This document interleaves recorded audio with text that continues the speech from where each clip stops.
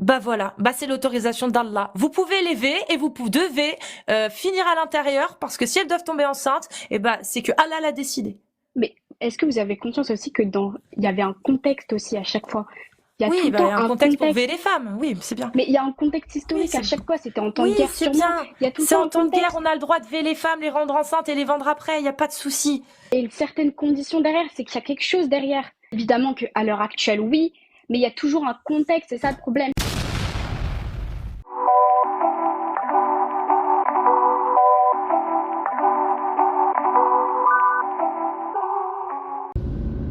Bon, voilà, je reviens parce qu'il y a un truc qui me casse véritablement les couilles.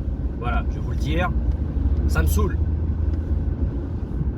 Ça fait 15 fois que j'entends dans les lives. Ouais, mais tu sors tu sors du contexte. Faut pas sortir du contexte. La 434, il y a un contexte. Et tu sors du contexte et c'est pas bien. Les apostats, tuer les apostats, faut sortir du compte. Oh, faut arrêter. Ça commence sincèrement à me les briser. Parce que j'entends toujours. C'est comme, tu sais, une espèce de. C'est le Joker. Le Joker. Le Joker des ignorants. C'est, ouais, mais ça sort du contexte. Mais du coup, ça veut dire quoi exactement? Parce que moi, je comprends pas. Faut m'expliquer. Ça veut dire quoi, sortir du contexte? Je vais expliquer ce que c'est. Parce que moi, je sais ce que c'est et ça m'énerve. Quand on balance ce truc à tout va, comme une espèce de phrase toute faite. Parce qu'on a zéro argument. Parce que c'est ça, hein. Il y a zéro argument, mais on va dire, ouais, nanana, le contexte. Donc moi, ça commence à me saouler. Exemple, très simple. T'as un texte. Dans ce texte, c'est une discussion entre deux personnes. Un dialogue, une série de dialogues. Et il y a un gars qui dit, ouais, regardez, dans ce texte, machin, il insulte truc. Il lui dit, enfoiré, va. Tu vois? Qui prend la phrase, enfoiré, va. Qui est dans le texte. Et il dit, regarde, il l'insulte. Là, on a le droit de dire, oui, non mais d'accord, mais c'était quoi le contexte du texte? C'est quoi le contexte? Pourquoi est-ce que il lui dit ça? Et donc l'autre il dit, non mais c'est pas grave, regarde, il l'a insulté, ça se fait pas d'insulter, il faut pas insulter. Et en fait, tu te rends compte que le dialogue entre les deux, bah en fait, ils sont en train de rigoler l'un et l'autre. Ils s'envoient des fions, ils s'envoient des petites vannes, tu vois. Et c'est un jeu, en fait. C'est dans la rigolade. Donc le contexte, il est que les deux personnes, les deux protagonistes dans cette histoire, ils sont en train de se taquiner l'un l'autre. Et à un moment donné, il y en a un qui lui dit, ah, enfoiré, va. Dans le sens où bah, l'autre lui a balancé une vanne qui était assez violente. Et puis lui il dit, ah, en gros j'ai perdu quoi, je me suis fait avoir, c'est pas moi qui ai gagné la bataille des fions. En gros c'est ça.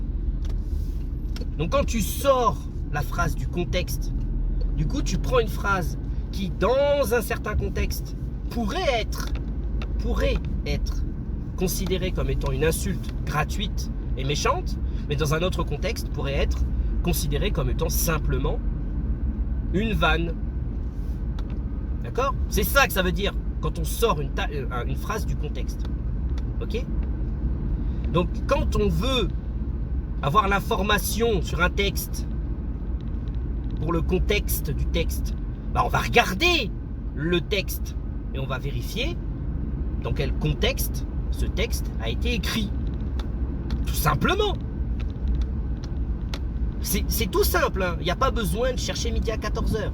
Mais on a l'impression que ceux qui montent dans les lives pour parler de l'islam sunnite, pour défendre l'islam sunnite, on a l'impression que le contexte est inaccessible.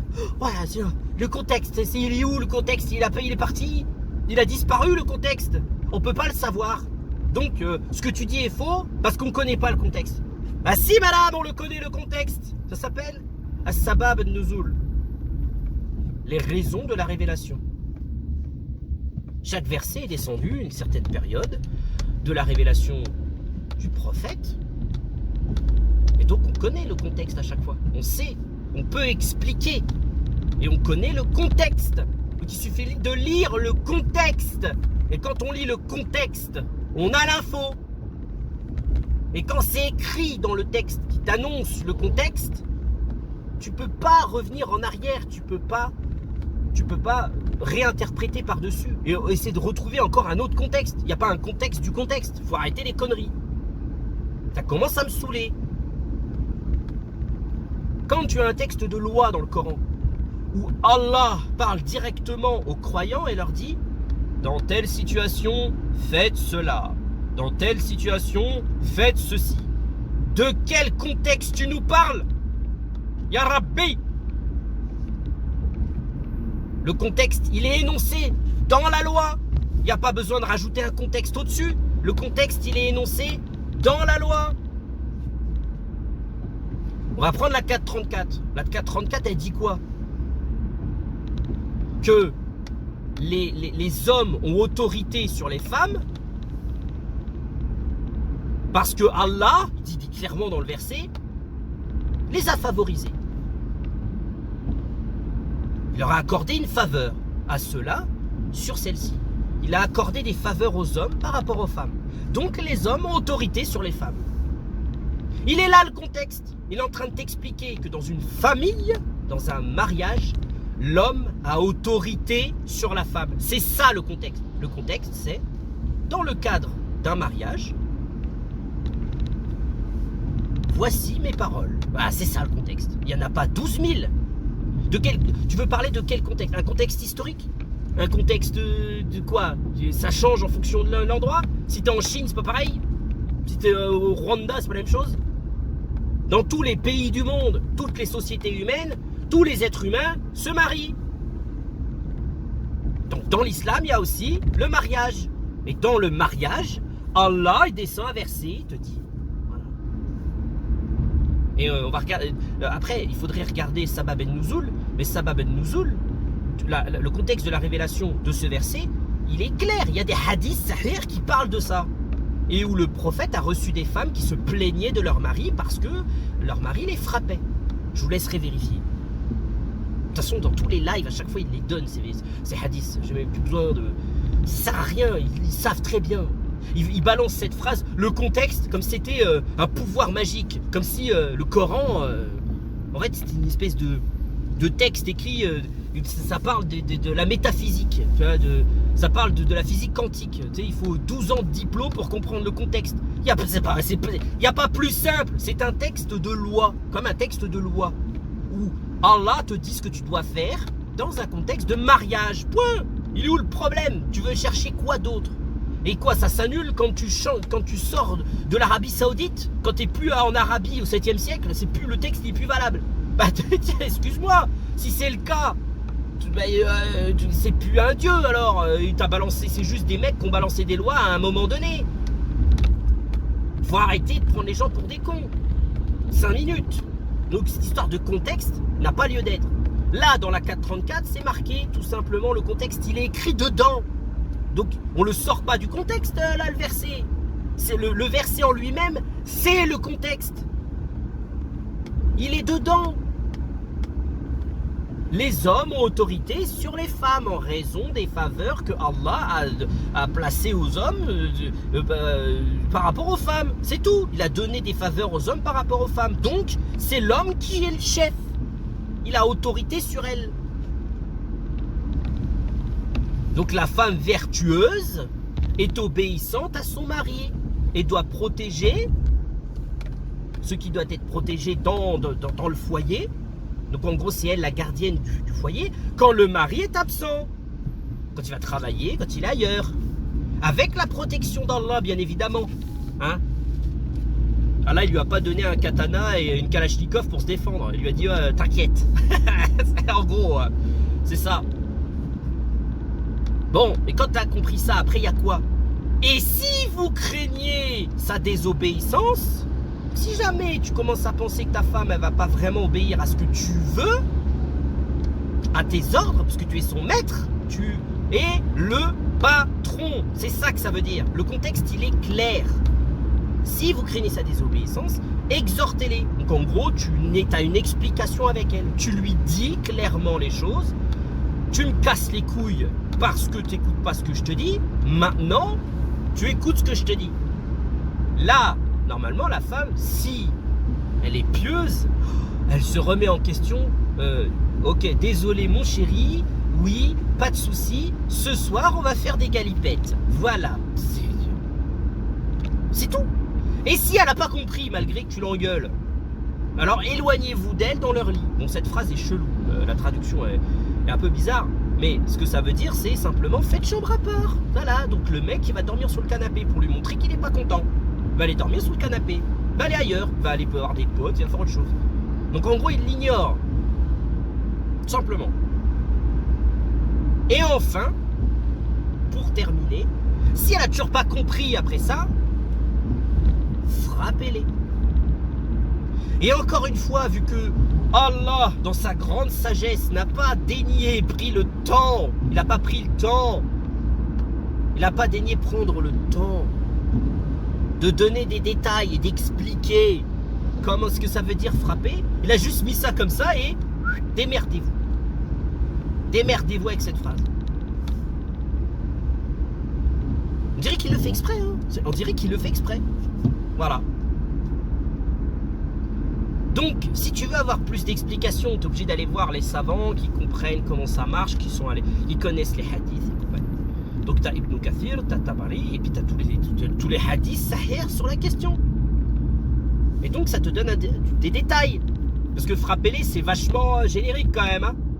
Tu peux la frapper à coups de bâton, tu peux aussi la frapper avec un fouet, mais tu peux la frapper avec un fouet en mode... tu sais, le même fouet qu'il y a dans la Passion du Christ, là. Avec des pics au bout, là.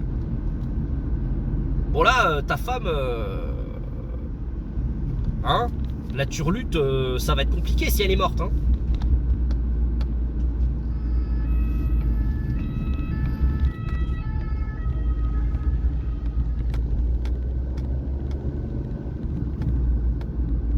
Donc, vous explique.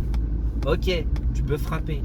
Mais, ça c'est parce que c'est ceux qui font le tafsir, ils ont étudié la question. Donc tu peux frapper, mais sans causer de préjudice. C'est-à-dire, sans qu'il y ait de blessure. Il ne faut pas casser les os. Il ne faut pas laisser de bleu. Il ne faut pas qu'il y ait de commotion. Donc tu frappes, mais comme tu frapperais un enfant en soi, hein, parce que c'est pareil pour les gosses. S'il prie pas à 10 ans, c'est le même tarif. Mais du coup, tu dois frapper en faisant attention de ne pas casser les os et de ne pas laisser de traces. Et surtout, il faut éviter le visage. Donc ça veut dire qu'en fait, si tu le fais, bon, il y a des hadiths qui parlent de ça. Justement, le contexte de la révélation t'explique ça. C'est-à-dire qu'il y a des femmes qui sont allées voir le prophète et se sont plaints parce que leur mari, ils étaient un peu méchants. Voilà, en gros, il tapait un peu fort et voilà. Et là, le prophète, il a voulu appeler les maris pour leur faire comprendre que il fallait pas faire ça. En gros. Hein. Et là, encore une fois, si je ne m'abuse, encore une fois, c'est Omar ibn al-Khattab qui défend, on a l'impression que c'est lui, prophète, hein, parce que le mec il arrive, puis le prophète change d'avis. C'est genre en mode, le prophète il avait une idée en tête, c'est comme avec le voile, hein. Il a une idée en tête, puis au final il change d'avis parce qu'il y a Omar qui arrive. Donc pourquoi? Bref, mais moi je sais pourquoi. C'est parce que Omar ibn al-Khattab, il était très influent, très très connu. Pendant longtemps, il était du côté de Quraysh. Il était resté du côté des polythéistes. Il s'est converti par la suite. Et vu que c'est quelqu'un de très influent, le prophète, il peut pas se le mettre à dos. Donc si Omar, il arrive et qu'il te dit un truc, faut l'écouter. Parce que les gens le respectent aussi. Bref, mais bon, ça, je digresse encore une fois, c'est pas le sujet. Et Omar, il est arrivé, il a dit, ouais, mais nos femmes, elles nous écoutent pas. Elles nous obéissent pas. Elles en font qu'à leur tête. Voilà. Et donc, du coup, le prophète a dit, d'accord, ok, vous pouvez les frapper.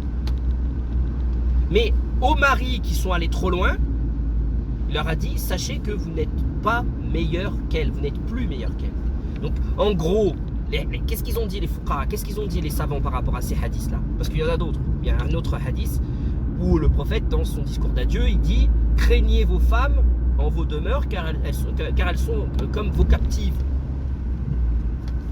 Si jamais elles vous désobéissent, frappez-les. Voilà, c'est clair, net, précis. Bref. Et donc, ça veut dire quoi? Ça veut dire qu'en fait, le prophète, il leur dit simplement, ok, vous pouvez les corriger si elles vous désobéissent, parce que justement, la désobéissance de la femme par rapport à l'homme qui la frappe est plus grave. C'est ça qu'il essaye d'expliquer. Et donc, Allah fait descendre le verset pour mettre les choses au clair. Pour dire, c'est l'homme qui a autorité. L'homme a autorité sur la femme. Elle n'a pas à désobéir. Et si tu crains qu'elle désobéisse, tu agis de telle manière. Il faut y aller doucement. Au départ, tu l'engueules. Ensuite, tu vas faire chambre à part. Et après, tu as le droit de la frapper. Et il y a des règles. Tu peux la frapper, mais simplement, tu utilises un chiffon, un petit martinet, une connerie comme ça. Et tu lui fais une correction. La femme est considérée comme une mineure, comme un enfant qu'il faut éduquer. C'est ça que ça veut dire. Tout simplement. Tout simplement. Le contexte est là. Il n'y a pas de contexte autre. De quel contexte tu parles? C'est quoi? Il faut regarder quel contexte. Je comprends pas. C'est quoi? C'était une blague en fait? C'est une vanne? Allah il déconnait en fait? Ah non, en fait c'est un poisson d'avril. Il est où le contexte? De quel contexte tu parles là? On peut pas sortir le verset du contexte. Il n'y a pas d'autre contexte. De quoi tu me parles? C'est dans un contexte de quoi? C'est quoi le contexte? Là, le contexte est clair. Il parle de la relation homme-femme. Il te dit, l'homme a autorité sur la femme. Point. Il n'y a pas de contexte. Si tu crains sa désobéissance. Point. Il n'y a pas de contexte autre. Si tu crains sa désobéissance. Après, tu peux commencer à discuter sur c'est quoi la désobéissance, de quoi ça parle exactement. Ben, les fuqaha, ils ont statué également là-dessus. La désobéissance, c'est uniquement concernant les rapports sexuels. Parce que pour le reste, ils ont considéré que l'homme n'a pas... il ne peut pas forcer sa femme, par exemple, à faire la cuisine, le ménage et compagnie. Pas possible. Voilà. Donc, ça concerne les rapports sexuels. Donc en fait, en gros... Allah, il a simplement donné aux hommes la possibilité de dire à leur femme, si tu ne fais pas une turlute, bah je te tape. Voilà. Tout simplement. Donc arrêtez avec votre contexte, il y en aura le cul, ça me saoule. Voilà. Allez, à plus. Et le rapport dans le contexte?